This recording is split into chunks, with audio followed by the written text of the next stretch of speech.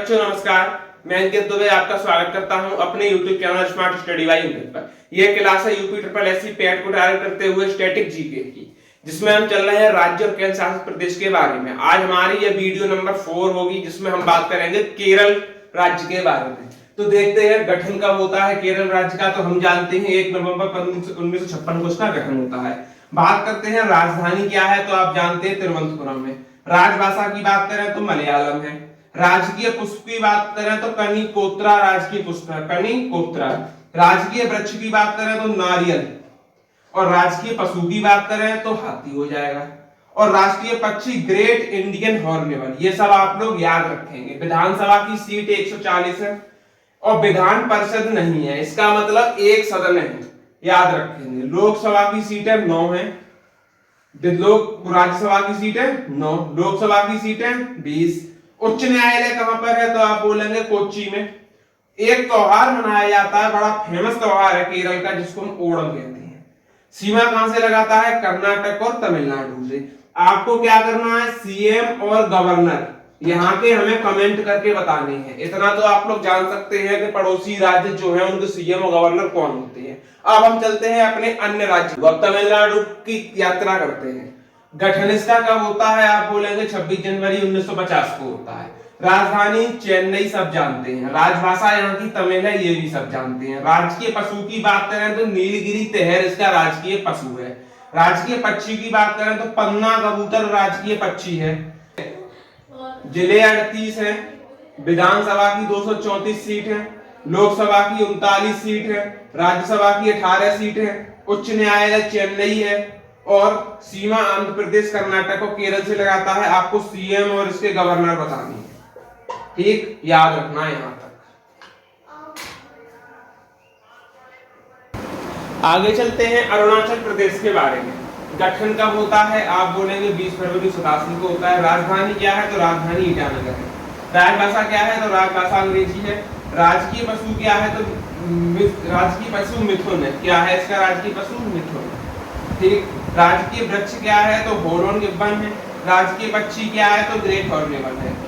राजकीय पुष्प foxtail orchid है। जिले 28 है। विधानसभा की 60 सीटें, लोकसभा की 2, राज्यसभा की 1। उच्च न्यायालय गुवाहाटी में है।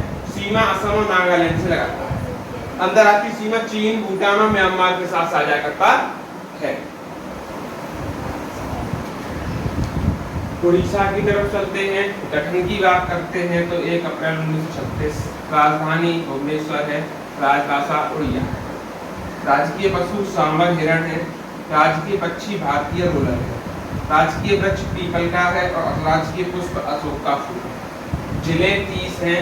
विधानसभा की 47 सीट, लोकसभा की 21 सीट, राज्यसभा की 20 सीट। उच्च न्यायालय कटक में है। और सीमा पश्चिम बंगाल, झारखंड, छत्तीसगढ़, आंध्र प्रदेश से लगाता है। सीएम यहाँ के और गवर्नर यहाँ के आपको कमेंट में बताने हैं। असम के बारे में अब हम चलते हैं। तो असम का गठन होता है आपका 26 जनवरी 1925। गठन आपको याद रखना है। राजधानी बताएं तो दिसपुर है। राजभाषा बताएं तो असमिया है। राजकीय पक्षी बताएं तो सफेद पंखों का बुड बतख है। क्या है, सफेद पंखों का बुड बतख। राजकीय पुष्प की बात करें तो फास्कटेल आर्किड, फास्कटेल आर्किड। राजकीय पशु की बात करें तो एक सींग वाला घेड़ा है। राजकीय वृक्ष की बात करें होलोंग है। विधानसभा की 126 सीट, राज्यसभा की 14 सीट, लोकसभा की 7 सीट। अंतरराष्ट्रीय सीमा नेपाल, भूटान, बांग्लादेश के साथ लगाता है, ठीक। सीमा कहां से लगती है, तो अरुणाचल, नागालैंड, मणिपुर, मिजोरम, त्रिपुरा, मेघालय और पश्चिम बंगाल, यानी कि टोटल 7 राज्यों से लगती है। और सीएम कौन है आपके यहाँ के, असम की बात करें, और गवर्नर कौन है ये आपको तो हमें कमेंट बॉक्स में बताना है। एक राज्य और कर लेते हैं लास्ट।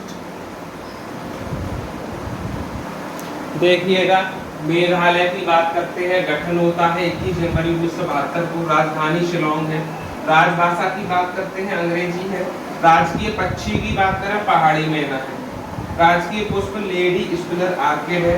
राजकीय वृक्ष कमहार है। राजकीय पशु की बात करें, भूमि तेंदुआ है। जिले 12 है। विधानसभा की 60 सीट, लोकसभा की 2 सीट, राज्यसभा की 1 सीट। उच्च न्यायालय मेघालय, सीमा असम और अंतर्राष्ट्रीय सीमा बांग्लादेश से लगाता है। सीएम और इसके गवर्नर भी आपको कमेंट बॉक्स में बताने हैं। इतना तो आप कर सकते हैं। और आज की वीडियो भी यहीं तक रखते हैं। जो भी साथी नए हैं चैनल को पहली बार आए सब्सक्राइब कर लें, बेल आइकन दबा दें जिसको आने वाली आपकी हर नोटिफिकेशन आप तक पहुँच सके। ठीक, धन्यवाद।